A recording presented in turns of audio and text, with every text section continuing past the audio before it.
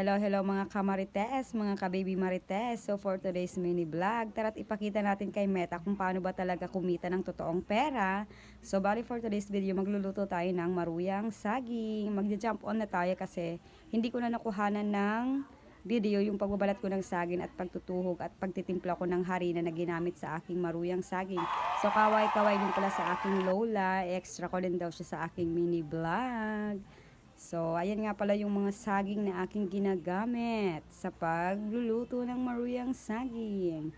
And sa labas pala ako nagluluto niyan kasi para makatipid ako sa gas. Kasi sobrang mahal ngayon ng gas and almost 3 weeks ko lang siyang nagagamit kasi nga di ba may pansiteria din ako.